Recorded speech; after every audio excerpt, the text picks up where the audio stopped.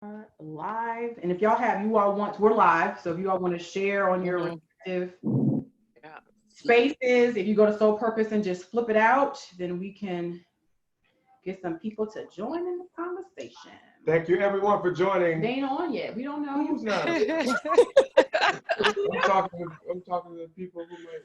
But ain't nobody on yet.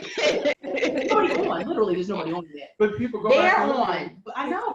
Here they go. Here they go. Yeah. Here they go. Setting the app. Teacher, we still got to come to you for a counsel. You or Marquita for a counseling session. Marco does marriage counseling too. Teacher, I'm sending Monica to you for counseling.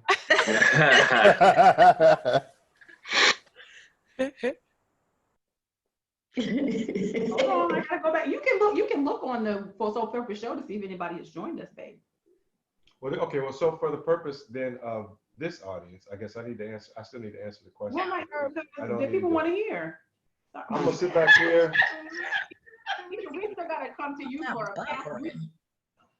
For Marquita for a counseling session. Marco does marriage counseling too. Teacher, That's what I'm saying. We just need a whole. We just need. I think y'all need a couple sessions. Yes. All right, so we got the people. So we have 10 people watching now. Now you Nice. can, so I can talk now. if you can, but it made no sense for you to go ahead and say anything when it literally was just us talking. Hi everybody. So we have 10 people watching now. Now y'all gotta turn your volume down though, and whoever's listening, you gotta turn because it's delayed. You gotta turn your volume down on your social media. Okay, go ahead. All right, Got me. Anyway, go ahead. for the 10 people watching, thank you for Shade. the food for the soul. Oh So God. food for the soul is we really cannot thank everyone enough for the response that we're getting, not just for our live podcast that we do on our Facebook page, on the Soul Purpose Show Facebook page, but and Instagram too. No, not live. No, we're not live on Instagram. Soul Purpose Show Facebook page and on In Touch News Radio, heard all over the world. But we really thank you for the response that we have received. For those of you who are just joining us for the first time, we do the Soul Purpose Show during the 11 o'clock hour on Saturdays, which is also live. And then we like to go live about 12:30 or so, Color People time, to just spend an hour exploring in a more relaxed, informal setting some of the subjects that we explored during our show. And today's show was really about mental health, but specifically as it relates to Black men. So we talked for an hour. We were alone. Monica was the sole representative of the female perspective. I probably asked 3 questions the whole time. I think that deserves like a gift, like a no talking gift. You know, you have push gifts. I should get a no talking gift. But your question was like, It's a hush gift. Wow. A hush gift. I deserve a hush gift because I hush. That is classic. You say my questions were 12 minutes long? They weren't 12 minutes long. Everybody can have those long. I had to get back. But as we closed our show, before we introduce our outstanding panel for anyone else who has joined, but as we closed our show, we actually went around, the guys did, and they're the professionals, and gave some nuggets of wisdom for our audience, and not just for our live audience, but obviously for those who will go back and look at the recording of these, some nuggets of wisdom to take with them. And so I was asked as the show closed what kind of my nuggets of wisdom were, and I was caught off guard because as the host, I'm usually not the one being asked the question. So I didn't really have a response ready immediately. And then I said, well, maybe we'll just do it as our show. Can you make sure our child is still? He's watching a movie. Oh, okay. I keep hearing. We have a little alarm on the door to let you know when people are going in and out the door. So I'm thinking, hopefully it's at y'all's house. Oh Lord, let me our go check child on the child. Our child is 4, and he I'll don't be have right a back. going in the door. He may be out in the street in the rain. So, No, we don't want that. He's going to go protest Right. because that would be your child. right. That would be him. So anyway, so we were all kind of asked to just kind of share whatever nuggets of wisdom we had for our audience. Mine just happens to be scriptural, and I hate to start us off drinking, smoking, and talking scripture, but mine just happens to be one of my favorite things that has sustained me through the years is I learned this from someone was speaking on the scripture in Philippians 4:13. It talks about I can do all things through Christ. Well, there's a passage that precedes that that I would like to share that I have found to be really therapeutic, right? And that is starting at 11. I am not saying this because I'm in need, for I've learned to be content, whatever the circumstances. I know what it is to be in need. I know what it is to have plenty. I've learned the secret of being content in every situation, whether well-fed or hungry, whether living in plenty or in want. So translated, obviously what that means is, we've all kind of been through things. We all go through things, and we have to get to a place where we learn to just kind of be content whatever space we're in, because knowing that on the other side of it, that we can always pray our way through. We can always counsel our way through. We can always love each other kind of through things. But it first kind of starts with understanding and having a clear understanding and a place, and kind of being in a place of contentment that where I am right now is messed up, and that's okay. Where I am right now, things are screwed up. Where we are right now as a people, as a society, as a world, really, I mean, things are kind of screwed up. But let's just embrace that. Let's be content in that, knowing that there is another side. Can I get an amen? Amen. Amen. Amen. Sermon to the church. And with that, I'm gonna shut up and I'm gonna let y'all talk. So did you get ready to introduce yourself? No. So please, let's start with the ladies, gentlemen. We're gonna start with the ladies. We're gonna introduce themselves. Why don't we start with Fakila? She's the first one on our screen, to my left and my right. So please. Yes. All right. Hello, everyone. How are you doing? My name is Fakila Johnson, a licensed mental health counselor here practicing in the Hillsborough County area. I am also the owner of Brown Sugar Wellness, LLC, which is fairly new for myself, branching out on my own, so that I can bring more awareness in the Brown community, as well as be a resource for the community as we continue to want to address and tackle that mental health. Perfect. Thank you so much. Dr. Marquita Will. Hello, everyone. I am Dr. Marquita Wills. I am a mental health and well-being champion, and I am a board-certified psychiatrist. I also recently wrote a book called Understanding Mental Illness, and would appreciate if you would look at a copy of it on Amazon.com. Okay. All right. Miss Deetra Martin, because we're going to go, is it clockwise? Well, hello, everyone. So good to see your smiling faces.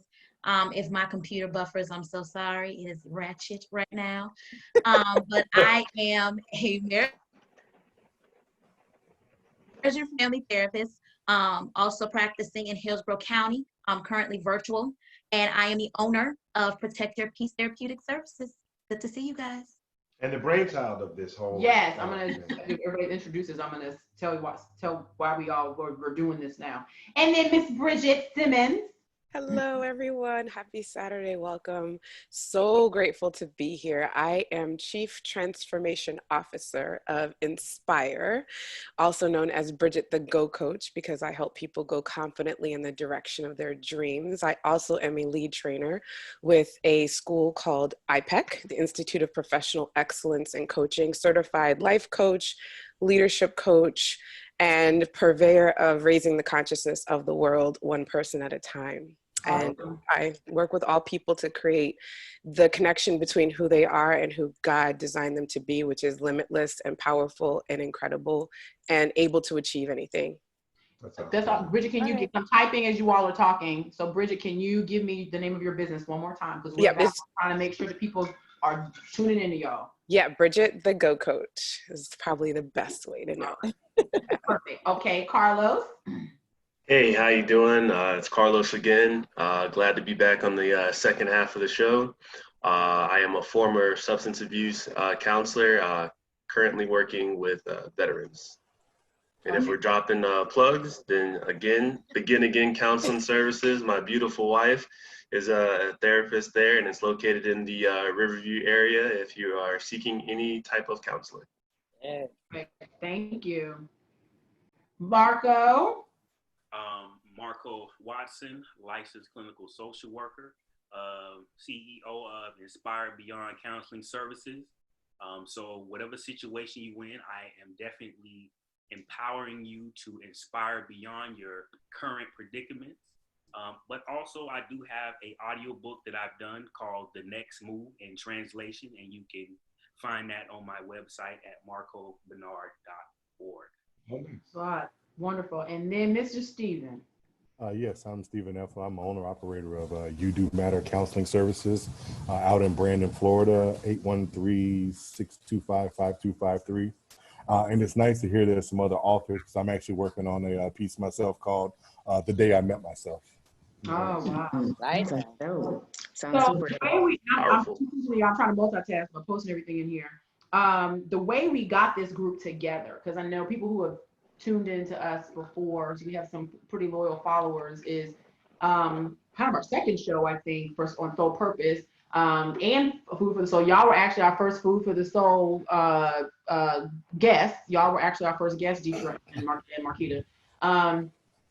Deetra reached out to me. So we've talked about mental health before, and we talked about mental health at that time in the space of COVID and people having to socially distance. Some people felt like they were socially isolated and kind of what the ramifications were for that. And we talked a great deal about mental health in the Black community. And then we try to do themes for the month. And our theme this month actually was education, which we'll do next week, talking about Brown v. Board of Education as a whole deep thought there for me. But Deetra reached out and she said, you know, sis, would you be willing? I've seen a lot of Facebook posts, a lot of social media posts about people just simply saying they are not okay right now. And it resonated with me because I said on Monday, I am not okay. And I'm not a big crier. I have been in the past. I really only cry when something's really feeling me deep. Usually I cry when I'm happy, but me crying when I'm sad doesn't necessarily happen very often unless I'm frustrated, tired, or I'm in pain, right? So Monday, I was not okay. I was not okay all last week, but Monday was kind of the tip of the iceberg. So your text message, Deetra, was right on time. And her request was that we get a group of mental health professionals, not to rehash what's going on, because I think we all know what's going on out there, but to speak specifically to how what's going on, COVID plus the lynching of Black bodies on full display in loop on the media and on social media, how that's impacting our communities on a whole, right? That includes our men, that includes our women, that includes our children, and providing information and tools and guidance to people who are really just trying to hold on to the little bit that they have going on, right? And so thank you, Deetra. And then she reached out to Fakila, and I think Keith mentioned to Deetra, this is a great conversation, I'm cool with it, but I want to get some Black men in on this conversation. And I know that Marquita and Deetra mentioned in our first show that Black male mental health counselors are unicorns. I got it right. They're unicorns. They're unicorns, and it was a struggle to find them, right? Because I think Black men, to the extent that they want to seek therapy and want to have a conversation with someone outside of their barbershop group, they don't necessarily want to talk to us. You know, I think if that's all they have, they'll talk to a Black woman, but to the extent that there is a Black man they can sit down and have a conversation with, who understands what it's like to be stopped while Black by a law enforcement officer, who understands what it's like that a white woman will hold her purse when you walk by, who understands all of the different systematic issues that impact our people and impact Black men specifically. We want to be able to, you know, we want those folks to be in the conversation. And so Fakila was able to find these three brothers that joined us in our first hour. The conversation was, I mean, phenomenal. Yes. So I thank you three for being vulnerable, because I asked a question that kind of exposed you all's vulnerability about how you all personally are feeling in this space. And so I thank you all for joining us, number one, in the first hour, joining us again in the second hour, and really having some real conversations about how Black men are feeling here in this particular space, but overall, the fact that Black men are struggling. and we don't have a conversation, a holistic conversation, an overall conversation about Black mental health, specifically with Black men. When we talk Black mental health, normally we are the face of that discussion, and y'all are ignored. So thank y'all for joining us the first half. So that's why we are here. Was that good enough? Did I talk too long? I'm joking. So I know that some of y'all have some of the ladies, you all watched the first half of the show, the first hour. And I know Fakila, you said you had some questions, and y'all had any questions for the brothers that I wasn't able to touch on, or you just wanted to expand on the conversation or some topics or comments that they made in the first hour. Ladies, we just here to kind of guide the conversation, y'all. This is y'all show. So, but I know Fakila, you had a comment that I know you put in the comments that I wasn't able to get to during the first half, and I wanted you wanted to go ahead and bring that up now. Sure, absolutely. So my question was to the gentleman on the panel, and I'm sure some other Black mothers out there who probably have the same concerns or need the same tools that I'm about to ask. As a mother of Black sons, how do you prepare them for the racism that is attacking them, and how do you teach them how to respond? Like, what would be your recommendation of how to respond? Marco, you want to take a shot at that first? Start us off. I think that sometimes movies and music are the best medium for kids. So if there's a movie that you probably think would be great for your kid to watch, I definitely would encourage you to sit them down and watch that movie and process with him or her after that and say, okay, what is it that you're feeling? What do you think? And if your approach with these situations, let's really discuss how you would respond and why you would respond the way that you do. I definitely think that movies and music are an easier medium for kids because that's all they do, whether it's TikTok or Instagram or whatever the new craze is. It's easier to communicate with them through those mediums to get your point across. Steven. So in that regard, I'm a real component of understanding my worth and understanding who I am as a man, who I am in the world as a whole. And that can be a little difficult to impart into those younger minds. So I think Marco really hit the nail on the head when we talked about, kind of taking control of that narrative of what they see and understanding their value and worth, so that when they are presented with this BS that we got to deal with, they understand that just because that person sees me in that light doesn't mean that I reflect or I take ownership of their view of me. I know I'm a king. I know I'm this. I know I'm that. And just because you put that on me speaks more to what you see, not so much as what I am. Right. Carlos? And also piggybacking off of, Marco, my daughters, they're really big on that, the movie, The Hate U Give, which is an example. So, that is kind of good, putting it real life into art. So that's always a positive spin.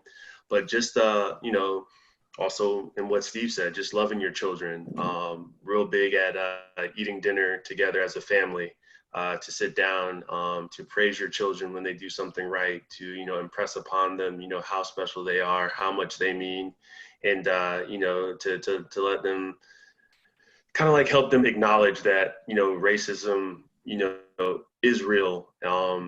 This is, unfortunately a part of our life, but just because we accept it doesn't mean that we have to like it. So I'm going to go that same question to Marquita, Dietra, and Bridget, and Fakila. Feel free to join in too, because I too am a mother of a son, as is Dietra. So Marquita, do you have any comments relative to Fakila's question? Because I'm sure it's a question that a lot of people have. It's one that I have. Yeah, no, it's an excellent question. It's a tough question. I mean, raising kids around knowing that racism around, and I just think about my own experience of, like one of the other gentlemen said, my father always celebrating the fact that we were Black, and constantly always being in my head over and over again that we were chosen and special, and that it was a gift to be Black. And so almost a superpower, so that way, no matter what instance you're in, yeah, you kind of realize it, but wow, we were chosen to be this, and how special is that? And I think imparting that in your kids can help go a long way as well. Good. Deidre? So I firmly believe that we are all products of our environment. So when it comes to children in this particular incident, children learn from watching the adults. Okay. So how we're coping with our pain and how we're coping with our fears and how we're dealing with things, they're going to see how we're dealing with it. So that's why it's so important now that we're having these conversations to learn how to process our emotions, because our actions are reflective to our children. So I think it starts there. I think it starts with us and how we learn how to process, because how are we going to tell our kids how to process things if we don't know how to do it ourselves? So I think it has to start with you. How do you deal with all of this trauma? How are you dealing with your emotions? And then you can, portray that to your children. So you really need to do a self, inventory of how you deal with emotions first before you can actually teach the child. Bridget? I would just add that a drum that I beat consistently is that images are the language of the subconscious. And that repetition is the mother of all mastery. And so the fact that racist activity and behavior has been repeated for hundreds of years, it's been mastered. And also helping a child to recognize in the way that they speak and the level that they understand that there's a both and, that it doesn't have to be one or the other, because that type of thinking perpetuates separatism. So you can both feel angry and sad and also feel hopeful and compassionate. And knowing that the two exist is part of understanding the wholeness of the human condition. If you look at children, they go along the spectrum of emotions within sometimes minutes, because that's the diversity of the way that God created our being. So in terms of speaking to, and like Deidre said, yourself, at first understanding yourself as well as children, is acknowledging and validating, meaning acknowledge what you see, that, and then also validate, and also be meeting your children with a place of curiosity as well as yourself. What do you feel? And really listen to them. Sometimes I think we discredit and discard them because they're children. I was talking with a white colleague of mine yesterday, and she was saying how she was affected by it. Her and her husband, her child is 4 as well, same age as your son. And her child wasn't sleeping at night because she could feel the energy in the household. Yes, she may not have understood in our language that you can use when you're a grown up, but they can understand energy because energy is pervasive.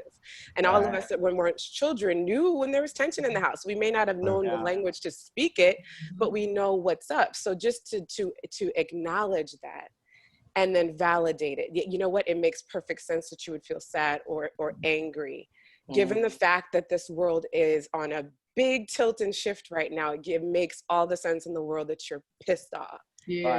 And what do you want to do about it? So it's first acknowledging it and validating, because one of my favorite other sayings is that pain shared is pain lessened. And so if I can share my pain, then it lessens it. And it's when we try to bottle it up or don't know how to process it properly, or it's not acknowledged and validated, then it's just pervasive. And then that's where it spirals into things that are destructive until it's acknowledged and then validated, and then some actions are taken on the heels of that. But actions cannot be taken before acknowledgement and validation. Otherwise it's futile and it only lasts for so long. That's good. So I wanted to, it was in this space being pretty transparent. I think I shared, I'm not sure if I shared in the first hour or during the break when we were back to the live here. I mentioned, on live that I was not okay on Monday, right? And so I know that since this has happened, we fuss and we debate pretty regularly, just because that's just the nature of our relationship and how we met and who we are, right? But it's always done in love.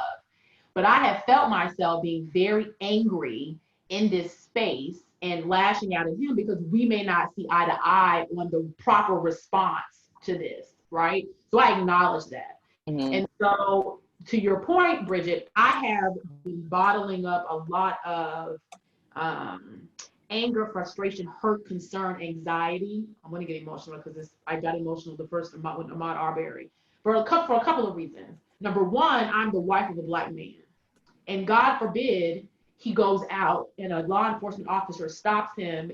No one's going to know the fact that he has a good relationship with our mayor, or the good relationship with the sheriff, or a good relationship with the chief of police, or is CEO of a nonprofit organization. No one's going to care about that if this cop has some implicit bias that's going to make him judge him just based on the fact that he's a big Black man, right? There's a level of anxiety that I feel unable to really articulate it in a way that's not going to put him in a situation where he feels the need to try to fix it, because it's just a level of anxiety that I feel. I pray about it, I ask God's covering over him, but I'm human. And so there's a level of anxiety that I feel. In addition to that, I'm the mother of a Black son who is 4 going on 5. And I know that at some point, him being cute is going to go out the door. He's no longer going to be cute. Someone's going to look at him, and because he expresses himself in a way when he's angry or when he's feeling a particular way, someone could label him as a threat or as a discipline problem. So all these things are going on my head. In addition to the fact that I'm a lawyer. And as a lawyer, I pride myself, and I went to law school in order to be a social engineer. And so I'm in a space right now that I don't know what to do, right? I don't know what to do. When Trayvon Martin was murdered, I coordinated a march. I coordinated an opportunity for children in this community to sit down and have a conversation with lawyers and subject matter experts to ask questions they have about their interactions with law enforcement, thinking it would get better. It didn't get better. We have Michael Brown. I participated in panels, had conversations, been it on social media, tried to figure out what I could do in this space as a lawyer to push the needle forward, right? Encouraging folks to vote. So now we're doing this again. We have Ahmaud, we have Breonna, we have George Floyd. And as a lawyer, I'm in a space where I don't know what to do, right? I don't know. The way that I typically would use my emotions and deal with the mental health space that I'm in is to do the work, right? But in my mind, I've done the work several times before and the needle hasn't moved. And so I'm frustrated, I'm angry, I'm bothered. I lash out at my husband probably on more than one occasion, so I apologize. And I know because my son is sensitive that he feels that. That he feels it, that I hope he's not taking it to school, trying to temper my words such that him being the parent that he is doesn't repeat the frustrations that I have, because we're an open family and I believe in being honest with your children. My concern is that he doesn't parrot the language that I'm using or the things that I'm saying about police officers in his, not all cops, but those folks that are involved in these murders, right? That he doesn't repeat those things at school. So this is the space that I'm in. And so all of that, to your point, Bridget, I felt all last week. And then on Monday, I decided to go to work and I put on the mask because that's what we're supposed to do. We have this tendency as Black people to push down the emotion that we feel in order to go into spaces where we may be the only, that is me, where we are forced to not really address how we're feeling. The white folks that worked with us, to their credit, may be empathetic, but they don't know how to engage. And so they don't say anything, which makes it worse. And then I'm sitting in my office with the door closed, listening to commission to try to change the spirit and the space in my office. His best friend calls me, asks me how I'm doing. And I sobbed for 10 minutes, just uncontrollable tears. And then I hung up the phone. I text my brother Mark. So Mark, thank you. I'm saying it publicly. Text Mark and said, thank you for checking on me because I needed that release. I have not released. I'm not going to cry in front of him because I recognize the space that he is in is different. The body that you see on the ground looked like his. I didn't want to cry at home because I don't want my son to feel that emotion that because he's a sensitive child and having to protect him. And I text my husband, I said, I thank God for Mark and for friends like that because I was in a space and because we're connected in that way, that I knew something was wrong with my wife, but I didn't want to push it because you wanted a space to have that conversation. And so I said all that to say that Bridget mentioned it, Deetra mentioned it. We can't help our children if we can't help ourselves. We can't help our spouse unless we help ourselves. And some of us don't know what to do. We really are stuck. So I'm not celebrating the arrest of anybody because I want a conviction. And at the end of the day, I want systemic issues to stop, right? Mm-hmm. So I'm stuck in a place as a lawyer with what I do that I don't have the next answer. I don't know what the next step is. I'm sure there are a lot of people that feel that way, and I've gone on for 5 minutes. I told you your questions be 12 minutes. I know, I had to share that for background. I'm a lawyer. I just tell you married. I had to share the background before I got to the question. So there are a lot of people that are stuck, right? I'm being very transparent, very honest. A lot of people are stuck where I am stuck. How do we move from that space? And Deetra, I think that's what you were. That was why you reached. The Lord had you reach out to me for that. Yes. Why are you? There are folks that feel stuck because Marco mentioned this. This is a loop. It's on a loop. It's like because the trauma is on a loop. It just continues and continues and continues. And even if you turn off the TV, you get off social media, in the back of your mind, you know it's still happening. So how do you move beyond that stuck place? And that's to whoever wants to jump in. So can I take first jump? Okay, so thank you, Monica, for sharing. And this is exactly why I don't want to say I wanted to. I feel like I was called upon to do this. So that's why I don't feel like this is my idea. This is nothing but God. So I'm going to put that out there. Yeah. That being said, before I get emotional, because everybody knows I'm a bucket of tears, but I will say this is that all I see is pain and people stuck. And I just want to say your pain is real. Stop hiding it. Stop suppressing it. At this point in time, we can no longer afford to keep pushing down our emotions. It's not working. It's not healthy. We have to stop. So I would say to you, Monica, is allow yourself some grace to just be and feel your feelings in the moment, in the time, or the place that it's happening. Just let it be, because you put more stress on yourself when you're worrying about how to not show your emotion. Now you're adding more stress onto stress. Yeah. And this is all because I'm a firm believer, y'all know this, of collective trauma. Okay. Right. It's collective trauma. It's a psychological effect shared by a group of people, witnessed by an entire society, and it's causing an unearth of emotions and feelings, and it's causing a shift. And right now you're seeing a symptom of said trauma. And the fact of the matter is we've never been given a place or a time to process appropriately, because we have been told all the time, get over it. Right. You know, why are you complaining? Lift yourself up by the bootstraps. We ain't got no. So therefore, we're tired. And again, all of this rage, all of this anger is a symptom of said trauma, because we were never given an opportunity to identify and analyze. So right now is our time to process and heal, because when you've been gaslit your entire life, basically saying that your emotions are fake and not real, what do you think that does? Right. What do you think that does? So again, we're all feeling the effects of being gaslit our entire lives, and now we're saying no more. No more minimizing, no more toning down, no more being afraid of being the angry Black woman in a setting because we're passionate about things. Right now, we're saying enough. We are not going to dim our lights to let other people shine, because we don't want to make other people comfortable because they're intimidated by whatever we're bringing to the table. We can't do that anymore. So what I will say is that now is the time to just feel your feelings and being okay with that. Okay, I'm off my soapbox.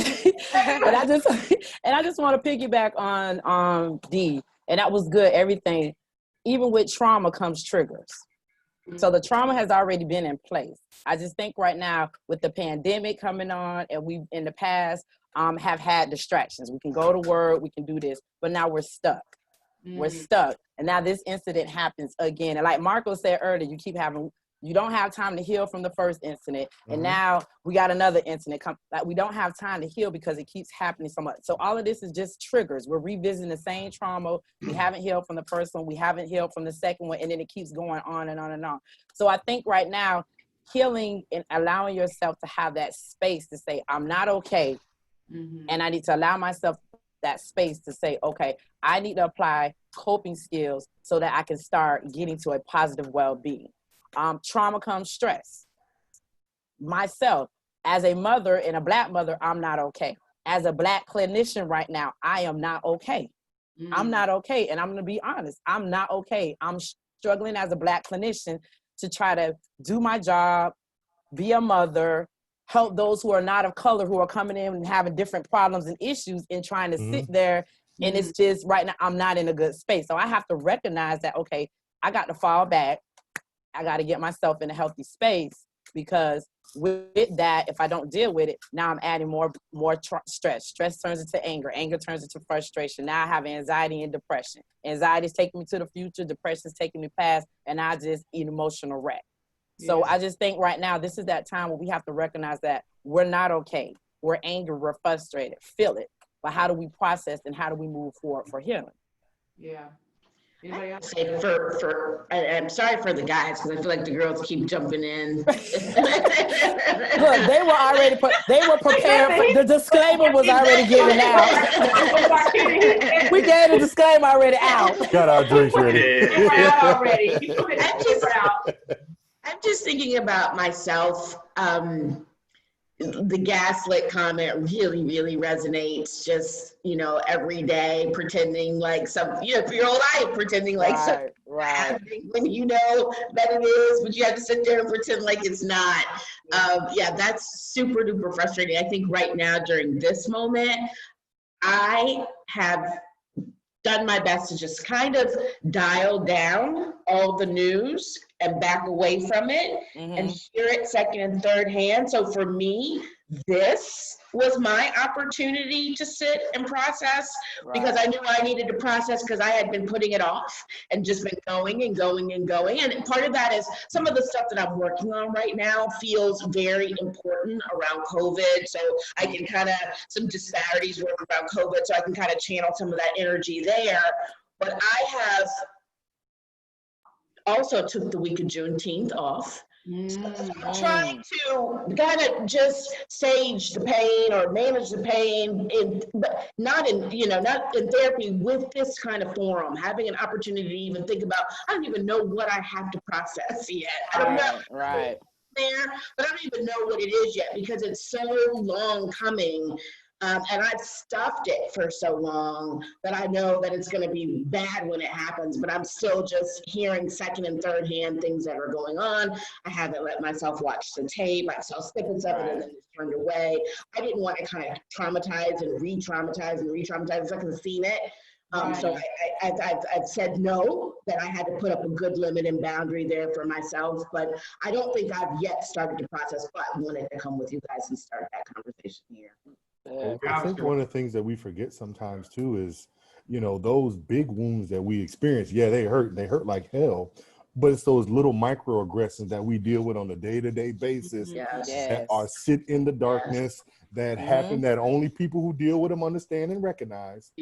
Those little cuts hurt worse than anything, because, oh shit, it's happening to me. Sorry. Because they happen so frequently. And they happen by so many different people that as soon as we start that process of healing, bam, another $150 across the chest. Or bam, now I got hit with another. And it's like, soon as I start that healing process, I'm hit right back to square one all over again.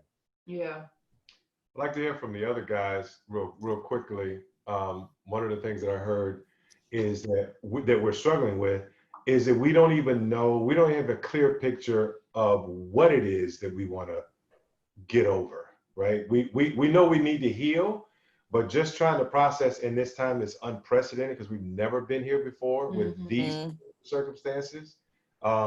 Just trying to wrap our minds around what it is that we're trying to overcome. So Carlos and Marcos, I'd like to hear your thoughts on that. Yeah. Well, for me, man, it's just honestly trying to educate myself as we move along with this whole COVID thing.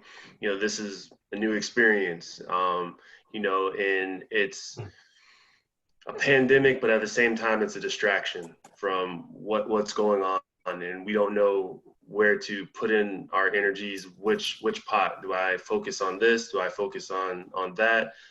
Everything's all happening at once. So like you said, it's kind of like sensory overload where you're just flooded with all these different emotions because all these different things are going on, and you have to learn how to cope with all of these things at once. And as I said, previous, and then in the last hour, me, myself, I'm a symbol in my household. I'm a symbol for what it is to embody strength and to be that rock of the family, and to not let what's going on in the media like affect me when I'm sitting at the dinner table with my daughters, and to have that happy face like, hey, don't worry, it's going to be okay, when truthfully I don't know.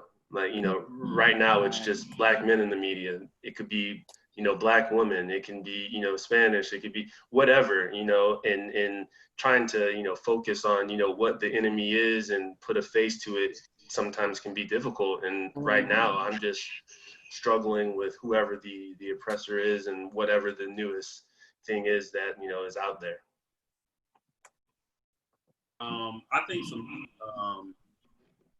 when I think about our shared experience here as African Americans here, when these things happen, I was saying this in the first segment, we're all grieving. So when you look at the stages of grieving, you have anger, right? The first is denial. You're like, okay, I can't believe this is happening again. Right. Have the anger stage where you like, okay, this is some bullshit. Like, okay, we done been over this. Okay, it's happening again. The third part of that is the bargaining piece of it. So the family is probably saying, why my son? Please, why could that not have been me?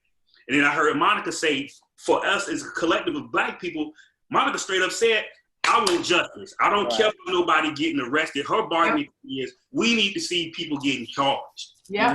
Have that stage. After that, you have the depression stage, because this is grief. Right. Somebody, you know what I'm saying? Somebody who looks like us has passed away, you understand what I'm saying, who's been murdered. So everybody's at different levels. But the thing that makes it harder for us to move on is our grief isn't recognized, right? So when you put it out there and you say, oh, this is what's going on, this is how I'm feeling, the same people are saying, oh, that didn't happen like that, or it's not as bad as you say it is. But the main thing we need in order for us to move on is you need people to recognize your grief. Say, hey, check in with you. How are you doing? What's going on with you?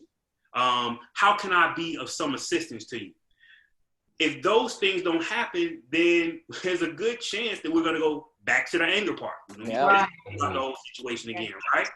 So the last piece of that, and most people say, well, there are 5 stages of it, because the 5th piece of it was be accepted. So what are you asking me to really accept in this situation? You're asking me to accept somebody being murdered and then getting away with that? So that's something hard to really get over, but there's a 6th stage that I know that some people talk about, and that is finding meaning. So how do we go about, with these tragedies consistently happening, how do we find meaning in all of this? What can we do to honor these comrades who've been killed and murdered? What do we do to honor them? How do we put them in our lives so we can have meaning, to elevate them up, to say, okay, this is what I'm going to do moving forward, so I can always honor what they've done. Because this has been going on for centuries. Our ancestors were brought here, in 1619. They dealt with, just being killed because they ran off the plantation. And then, you fast forward, then they got killed because they learned how to read. And then they got killed just because they was looking at a white woman. You understand? So this is, on top of each other. So it's about finding meaning and trying to figure out, what am I going to do with myself and my life so I can give honor to them, to make sure that when the next generation come on, they have something to build. Right. So Bridget, I know that he probably teed up your space, right? That whole finding meaning space. Here's a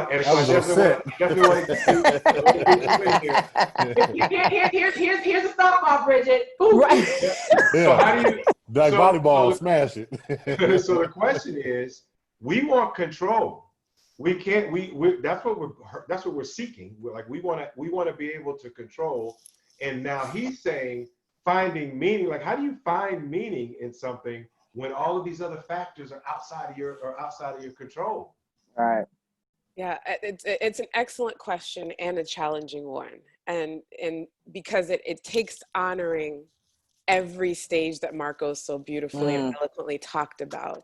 And it's honoring each stage, recognizing that each stage is normal, and also recognizing that you don't suddenly get to a place and a stage and stay there. That's not the human experience. We are all gonna die not having gotten it all done and not having gotten it all right. Period. That's the point in the perpetuation of life and why people procreate and have children, so that there's generations behind us that can continue to endeavor to improve.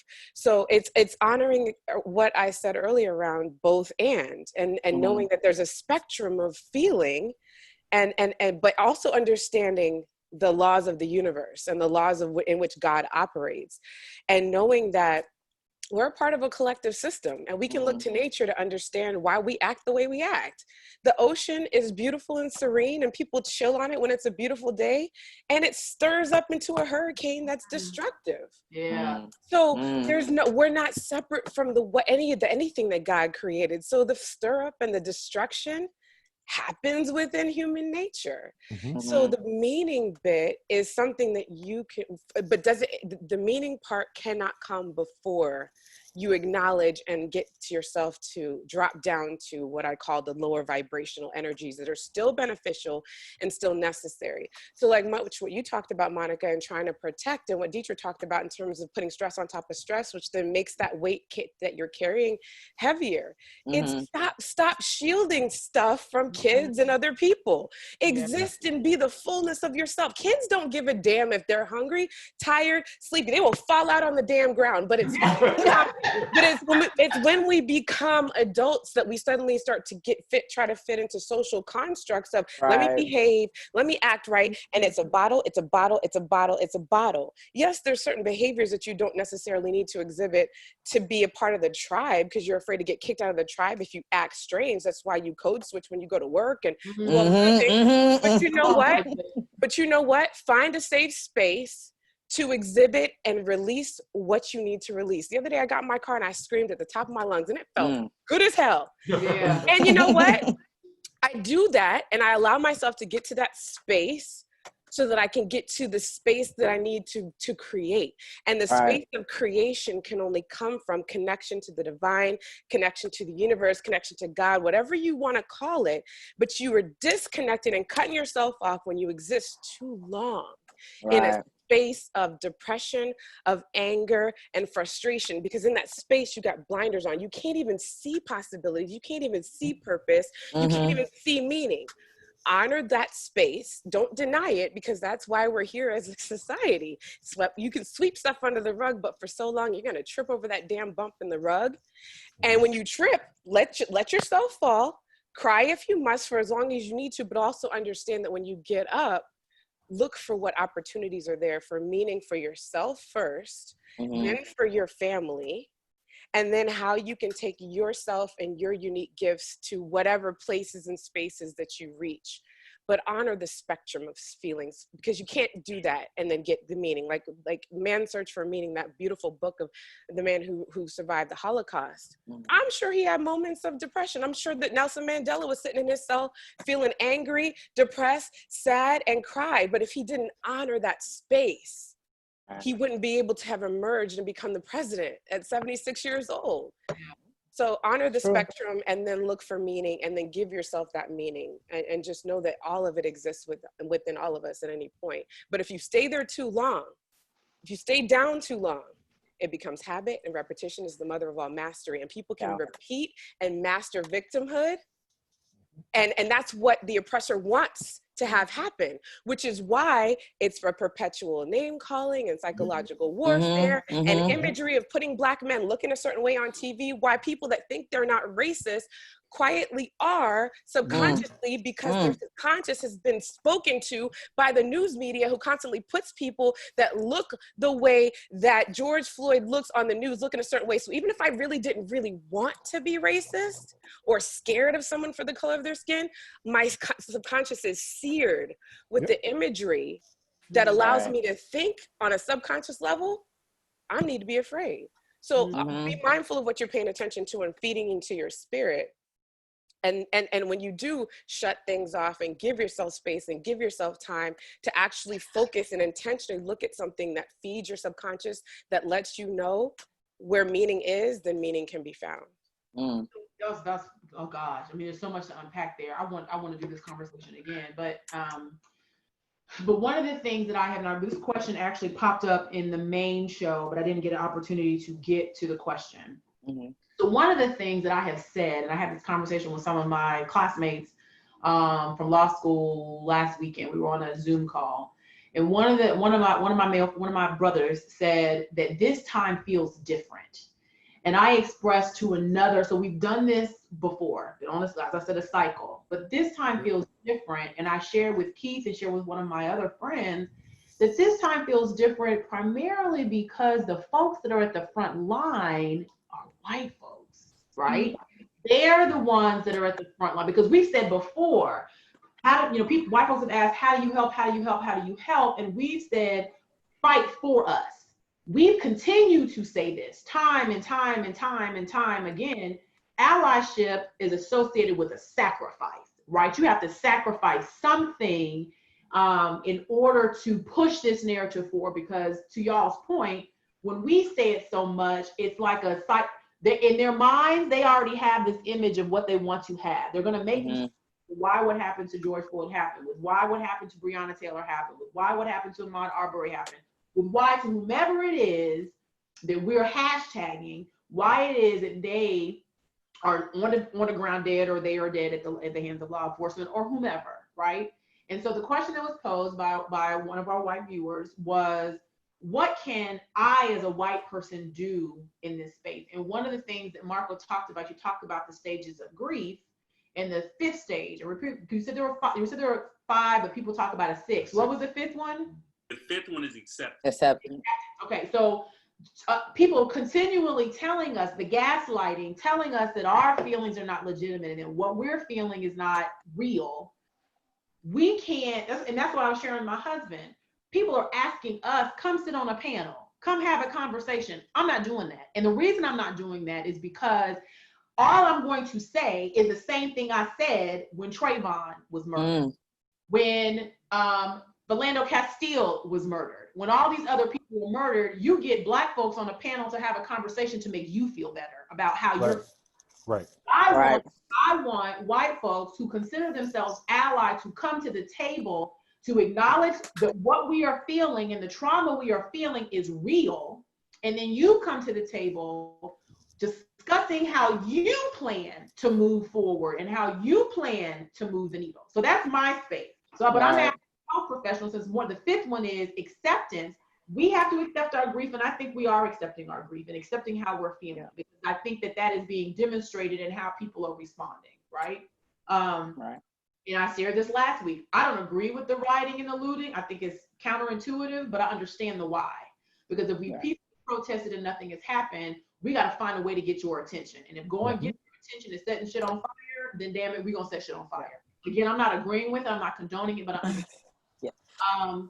But the acceptance, so we've accepted our grief. I think there are folks who really want to be allies and really want to push this needle forward, and they legitimately want to push the needle. I don't think that we're going to solve and answer that question in this space, but I know some looking, and they really want to know. And so with the acceptance piece in terms of grief, Marco, we talked about, I know acceptance is part of us accepting, and Bridget touched this too, us accepting how we're feeling. I think folks who are allies, who are white or not Black, who want to assist us in moving past this. Does anybody have any suggestions for them? Mine is 2 seconds. They need to get in a room together. For what? Yeah, for how we respond to them. For how we respond to them. That's good. For how we respond to them. I would tell them, the ones that I speak to, get into a room with people that look like you and ask yourselves the question over and over again, what don't I know? And then Google your hearts out and figure it out. we don't need to be involved in the conversation, because there's a certain place that people of like places can only speak freely. They need to start having stories the way we talk about stories with our encounters with police and racial profiling. They need to talk about, you know what, my granddaddy always did tell a racist joke at Thanksgiving. We always just laugh. To let that out, speak that with each other, not because if I'm in the room or someone else is of colors in the room, you're gonna feel like you can't say that and you're just gonna harbor. They need to get into the rooms with each other and figure their shit out, and then disperse and put action to the figuring out that they figured out when they ask themselves, what don't I know? That's all I gotta say. Yeah. And I totally agree with Bridget, because mixing us in conversations is not gonna happen. There's not gonna be a solution. You cannot mix, and I think a lot of them want to mix. That's not gonna happen. Mixing those conversations with them, and it's not gonna happen. Right now, Bridget is right. They need to have their separate conversations. They need to have their separate forms of how do we come up with a solution to move forward, because they also have generation to generation to generation. They have to also break a cycle within their community and with their upbringing and with their foundation. You have to break that. They have to break that cycle as well. So I absolutely agree. Right now is not a time to have mixed conversations. We've been doing mixed conversations for way too long, but they need to start identifying and recognizing, you know what? Grandfather was this. Break that cycle of dysfunction of racism that they also have going on within their households. Yeah. Does Stephen want to say something? No. I'm sorry, my internet lagged. I thought you had stopped. My apologies. I'm my bad, Tequila. You still here, Steve. You still here, Steve. Well, I look at it, and this may not be the best example, but if you think about a boxing match, when you got two people fighting at the end of the round, they go to their respective quarters and they put together a game plan. Now, I don't go to the other boxer and say, "Hey, Jack, what your trainer told you to do to defeat me?" So we don't do that. We talk amongst ourselves, and then we bring what we learn from our group together. Now, I know that's not the best example, but it really speaks to what Bridget was saying: is these people we all need to get together and have these healthy discussions. And once we've had those discussions, then we can kind of bring what we have together and see what we have. But right now, it ain't the best time for that. Right. The mixed conversations is not right now. No. Carlo, sorry. Oh yeah, no. Yeah, it's the same haircut. I personally feel like what's the movie? Remember the Titans. There's a quote in there that attitude reflects leadership, and I think that it has to start from the top and down. And I'm speaking off of, from the reservist component. And my commander happens to be a white male. And he reached out to the whole unit. And, he sent out, at first when you're reading it, what appeared to be like the standard, we're here for you and everything like that. But then, he did a little bit of self-disclosure, shared a little bit about himself, how he grew up in a small town with only 400 people. He wasn't used to seeing a lot of different people and stuff like that. But the important bit of this whole email that, ended up touching me, where I had to stop, process it, and share it with my wife is the acknowledgement that, hey, I know that I don't know what it feels like to be a Black male. And I know that I don't live that experience, but, I'm here for you. And, I know that I don't know, what I don't know. So, help me out. So that acknowledgement piece and the understanding that it's okay to not know. And as long as you're honest with yourself, instead of going through these things, which, I believe what Bridget was talking about, being on that cycle and that stagnation, and instead of going through things after, we get to a point where we can, begin that self-healing, then we can start growing through things as opposed to going through things. And then I think that's, how we can work at getting better. Good. I think Deidre had her hand raised. Oh, Deidre, did you want to say something? No. Oh, I did. I was just saying hallelujah because I just agree. Bridget took me to the mountaintop. She was in the amen corner. I was in the amen corner. She took me there. But again, to piggyback off of Bridge is just the fact that we did not create racism, okay? So the people that created said issue needs to be the ones that get together and solve said issue. We are trying to cope from the symptoms of said issue. So the people that created it need to get together and figure out the solution. And there we have it. And then get the book White Fragility. Educate yourselves, like Bridget said, Google, do all of the research, because we've been saying this. Right. We've been saying this.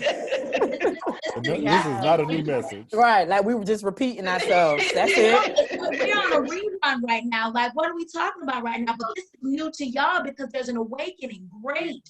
Awaken thyself and go handle your business. Okay? Get woke. Because Get woke. we've been in this struggle. Welcome. Right. Now get to work.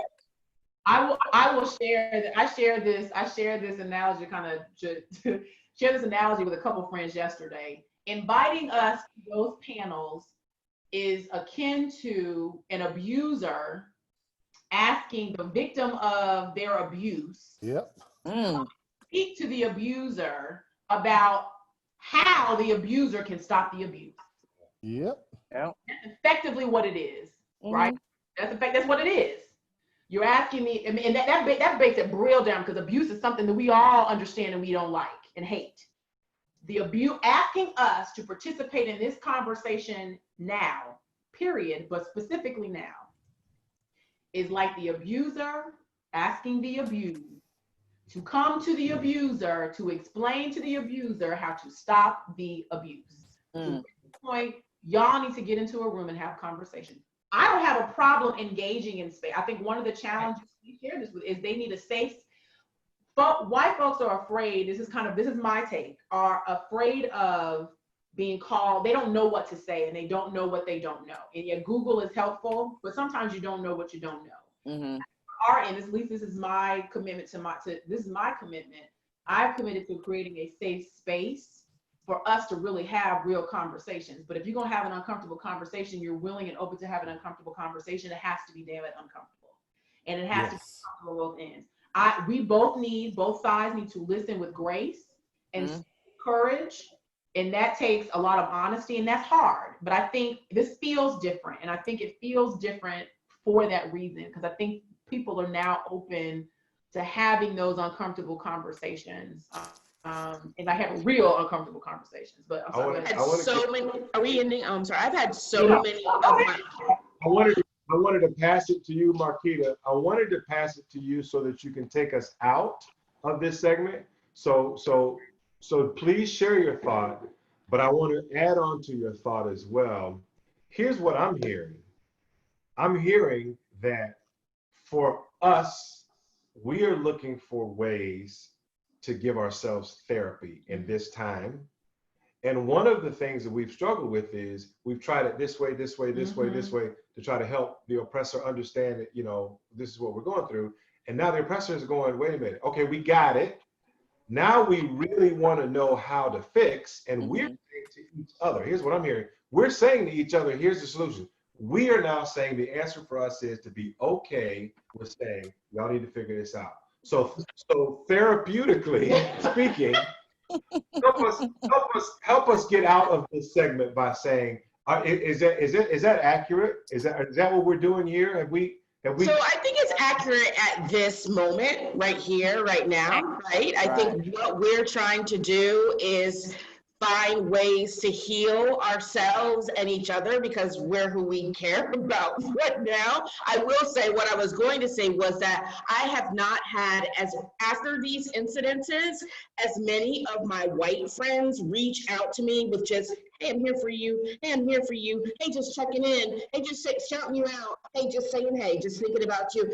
And that felt different to me, because no one's ever done that before. No one's ever acknowledged me and acknowledged the fact that I have been, gaslit, living a gaslit life this whole time. And finally somebody said, we see it. And we're like, damn, it took you all this long, but you don't see it. So I do think in this moment for us to say, hey, we got to huddle around each other and heal. Let's create circles like this. Let's heal. We've got to be part of the solution too, though. And I think once Absolutely. we get over that part, you know, we've got to be part of that solution. So I don't want to just say, hey, fix it. It's only out right now. We can. But once we get our little selves together and do some healing and take the time to sit back and talk and figure out how we feel, then I think, you know, it'll be a better, we'll be more enlightened, right? Collectively enlightened about what it is and rejuvenated to the point where we can indeed go forward and partner with others to create a better future. So, Amen. Right. Amen. Mark, did you have anything? Yeah, I just wanted to say, I think that we talked about vulnerability, you know what I'm saying, for men. I think white people need to learn how to be vulnerable. I don't think in these situations they know how to be vulnerable. I think, you know, they immediately go to a defense mechanism. So if you take what happened with the Colin Kaepernick and him kneeling, right? And then recently I was seeing Drew Brees' comments.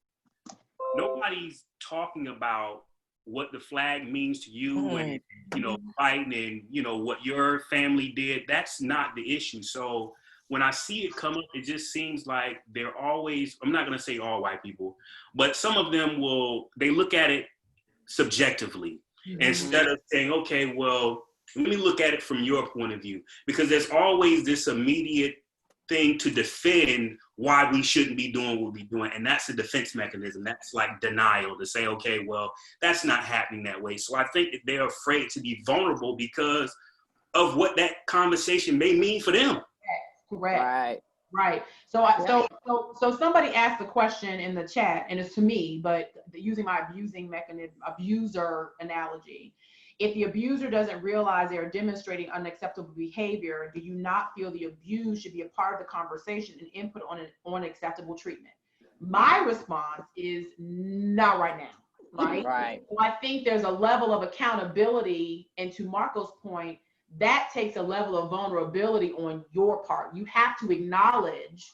I think it is naive, and I think it's frankly silly to fail to acknowledge, or a level of privilege, to fail to acknowledge what we've been saying forever, right? Mm-hmm.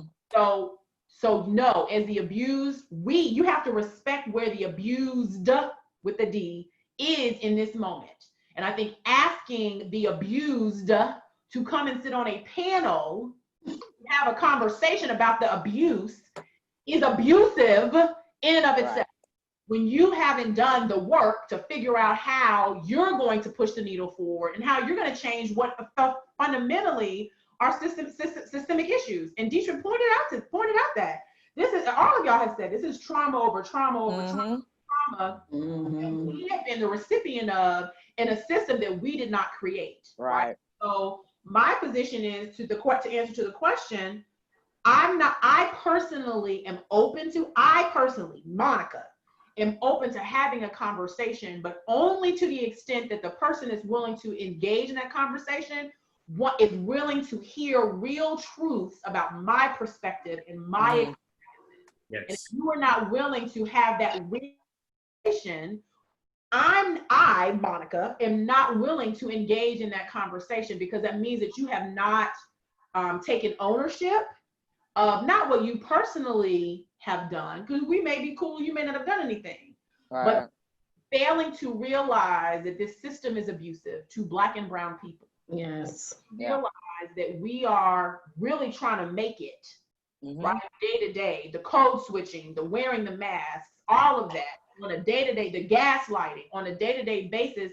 To Dietrich's point, and all of y'all point, there's trauma on top of trauma on top of trauma on top of trauma on top of trauma on top of trauma on top of trauma on top of trauma on top of trauma. And you, I know,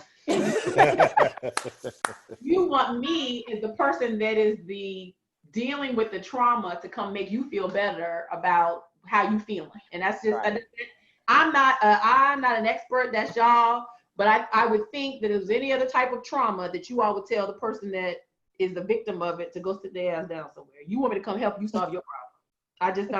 That's just me. I know you don't like that, but I know you don't like me going on and on, but that's just me. So I hope that answers the question. I mean, anyone that shares that mindset, I mean, frankly, they really don't understand. Either they're not listening or they don't care to listen. Because as everyone has said, the narrative ain't changed. Right. We ain't saying nothing different than what we were saying 10, 5, 7, 9 years ago. Nothing is different. It's just A different person is now no longer with their family at the hands of this brutality. So either you don't care, you're not listening, or frankly, you don't see nothing wrong with what's going on. Mhm. So to sit here and say, you know, we don't see or explain to me the problem, that means you have not been listening this entire time. Yeah. Or they've been or they use it as an excuse to avoid talking about it. Mm-hmm. But you know, I think in the spirit of meaning, and the way in which, like, I feel like everything has been orchestrated beautifully and perfectly. That if we are believing God is in control of everything, even the pain as well as the joy, think about the circumstances and how they've rolled out. We have the internet. We've had it for 10, 15 years now. More people are on it. This is the way we connect. Then we have COVID-19, which forces everybody indoors in their corners. And even people that probably weren't on the internet now joined in as a space and a means to communicate. So now God has more eyes than ever converging into one point in a space of stillness and recognition. And then the tip of the iceberg, the sacrificial lamb that George Floyd was, Bridget, that has shifted everything. And why this feels different is because, and I think that we've been as a society desensitized to the speed with which gun violence has killed Black men and women. Because it's just sudden, like, oh, damn, that happened. But it's happened so much that it might be a blip on the news that I think people that don't look like us are like, oh, it happened again, but we're desensitized because, again, repetition is the mother of all mastery. So we've mastered the narrative of, oh, another thug got killed. But baby, the God that I know touched that. The way that this man was killed for 8 minutes and 46 seconds. Not by a gun, the slow and brutal and inhumane and ridiculous death caused eyes that were converging into a single point that maybe weren't paying attention before to say, that's happening? So yeah, you know what? A lot of people woke up. And emotion creates motion. And when it got them here, when they saw 8 minutes and 46 seconds of somebody dying a slow death that has been happening for 450 years in this country, but the way in which they saw it and the time in which they saw it and the perfect timing has caused what's happening to happen right now. And for that, I am grateful. For that is my meaning, that just like Marquita said, I have had people in my life and I have friends of all hues, and I love it. I love it. But for the first time in all of my 41 beautiful years of living my Black life, I have never had people check in on me the way that they have now. And for that, I am grateful. So George Floyd had to lose his life on a stage that breaks my heart.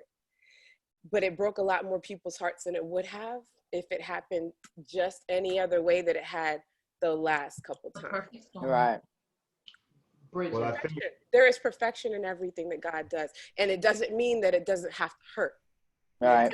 And the thing about this is, and I will say this, if you are white and if you're listening, yes, vulnerability is uncomfortable.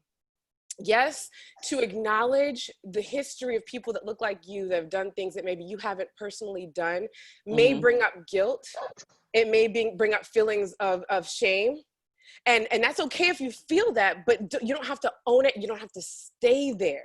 Right. And that may be uncomfortable, but nothing is more uncomfortable than fearing for your life or your sons or your husbands or your cousins or your nephews or your father's or your mother's life. Nothing is more uncomfortable than feeling like your right to live may be sacrificed because of your external appearance.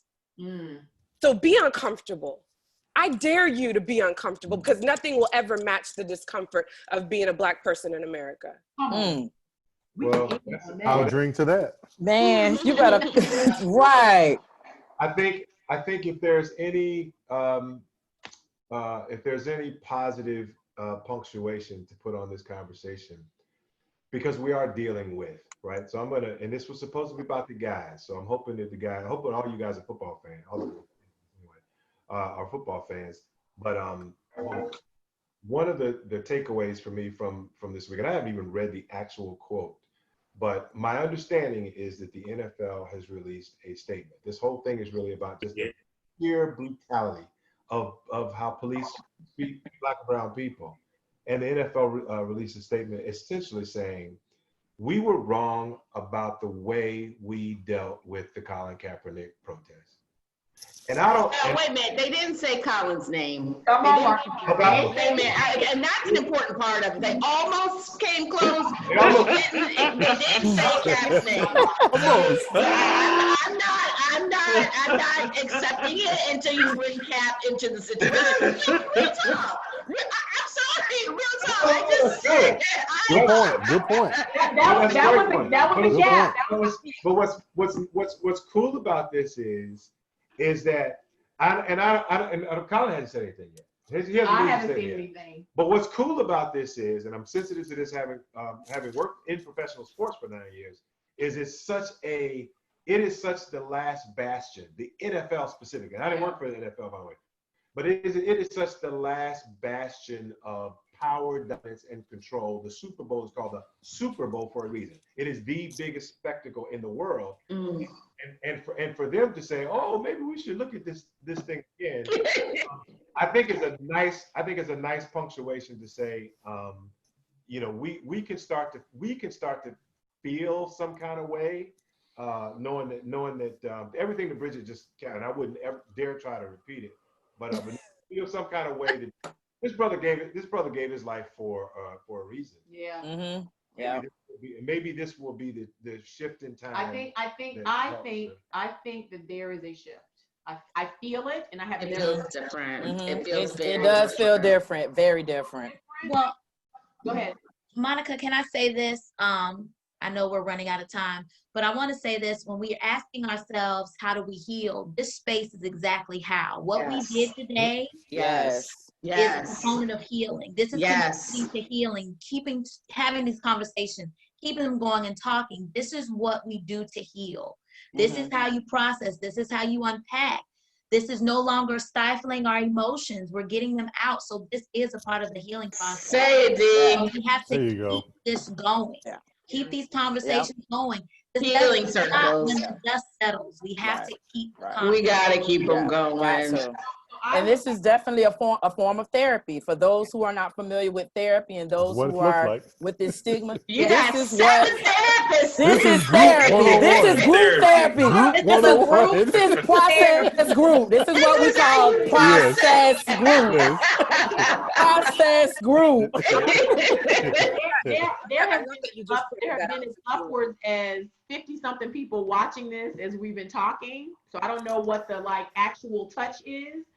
But everybody that is watching, you got 1, 2, 3, 4, 5, 6, 7 therapists in this space. If you are feeling a way about what is going on, you have 7 resources right here that you can reach out and touch you and talk to, understanding that you're not by yourself as we navigate, right? So that if that's the closing punctuation mark, I agree. The NFL making that move was good, but they ain't say Colin name, so they get a little bit of. And they ain't give him a job. They give him a job. That's the big part. I acknowledge what my husband was doing, but I'm with you, Marquita. He don't give a fuck. But there are 7 mental health professionals in this space, which is phenomenal, because I will tell you, as someone that has never gone to therapy, I may get free therapy from talking to Deetra or Marquita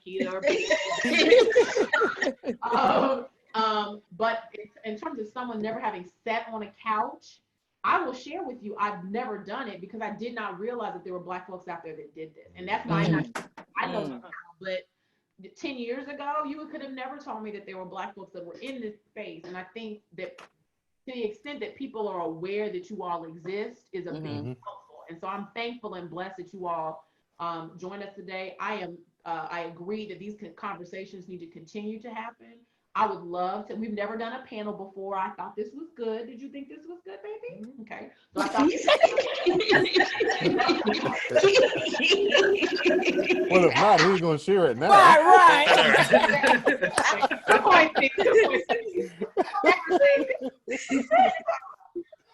but this was I think it's a good conversation. I would love to be able to do this again. But I'm encouraging folks who are listening to utilize the expertise of the folks that are here. We're in COVID. We opening up in Florida. Still be safe. Wear your mask. Right.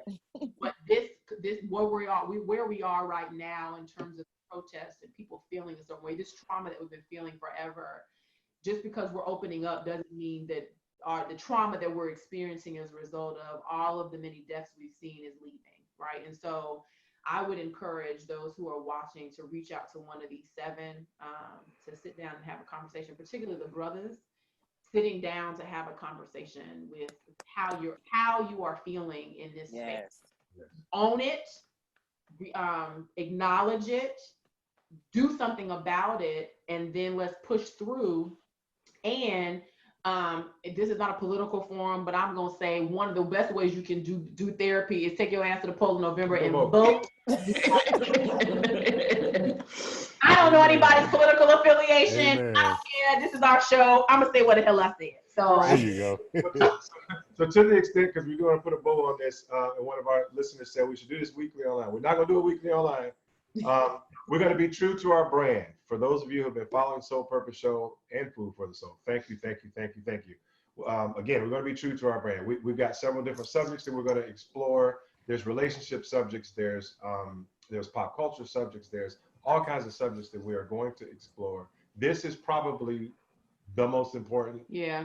And Thank you, Deetra. and since it is a part of it, since this is a process and this healing is a process, then we'll put a placeholder on this for as we go through the next few weeks of whatever we got to deal with. There's probably going to come a time to come back to this. Yeah. Right. Where are we now? Because right now, and I'm being very, very reserved, I could have just spent an hour just being pissed off and just expressing that pissed offness. And a month from now, I may be saying, well, you know, when we had our last show, I was really, really pissed off, but I was able to kind of control it. So we're going to come back to this. Thank you guys again. We really, really appreciate it. Just one last thing, please take this recording and share it with your friends, because that's how we get the thousands and thousands of views, obviously, and that helps bring eyes onto the product. And the product is food for the soul. And what I would ask you all to do is, if you all are willing, if we want to reconvene to kind of see where we are now, further down the road, I would love to have all 7 of you all, if my math is right, 6 of us, because there's 7 boxes, 6 of y'all back to do this again, because I think this was helpful for me. 7. We appreciate it. Okay. We do. Thank you all so much. Thank you. Yeah. Thank you. Thank you. Thank you, Monica and Keith. Thank you, Bye, you Deidre. guys. Bye.